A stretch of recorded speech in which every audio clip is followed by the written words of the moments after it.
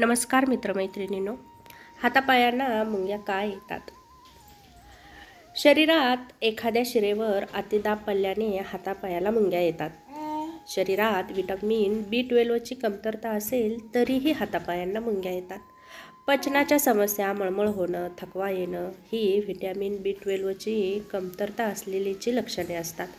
आहारात दूध, चीज, अंडी, मासे या पदार्थांचं सेवन केल्यास व्हिटॅमिन Bची कमतरता दूर होते. पायांना मुंग्या येणे हे मधुमेहाचं प्राथमिक लक्षण असू शकतं. यात पायाच्या तळव्यापासून मुंग्या येण्यास सुरुवात होते. हळूहळू संपूर्ण पाय सुन्न पडतात. 70% डायबिटीजची लक्षणं दिसून येतात. रक्तातील साखरेचं प्रमाण वाढल्यामुळं असं होतं. हातापायांना मुंग्या येण्यासोबत सतत भूक किंवा तहान लागत असेल तर हे एक मधुमेहाचं लक्षण आहे.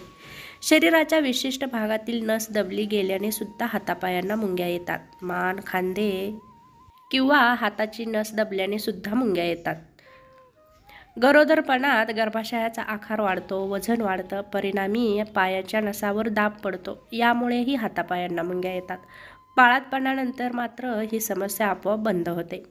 अतिप्रमाणात मद्यपान केल्याने देखील नसा खराब होतात, मज्जातंतूचं नुकसान होतं आणि हातापायाला मुंग्या येऊ लागतात. खूप वेळ टायपिंग केल्यानं मनगटाच्या नसा आकुंचित होतात आणि हाताला मुंग्या येतात.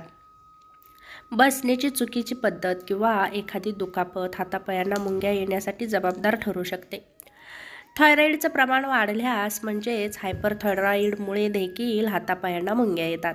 बैठक काम करणाऱ्यांच्या हातापायावरील शिरेवर दाब पडून मुंग्या येतात.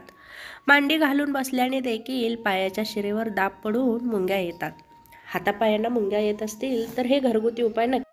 आहारात दूध, दुग्धजन्य पदार्थ, सोया मिल्क, हिरव्या पालेभाज्या, फळभाज्या, मोड आलेली कडधान्ये, अंडी, मासे, व्हिटॅमिन B12 असणाऱ्या पदार्थांचा समावेश करा. 2 कप पाण्यात 1 छोटा चमचा दालचिनी पावडर टाकून ते मिश्रण 2 मिनिटे उकळा आणि नंतर थंड झाल्यानंतर प्या. यामुळे देखील तुम्हाला आराम मिळू शकतो. तेव्हा हे छोटे घरगुती उपाय नक्की करून पहा. तुम्हाला हा छोटासा व्हिडिओ कसा वाटला नक्की सांगा. पुन्हा भेटू अशाच एका छोट्याशा नवीन व्हिडिओसोबत. तोपर्यंत धन्यवाद.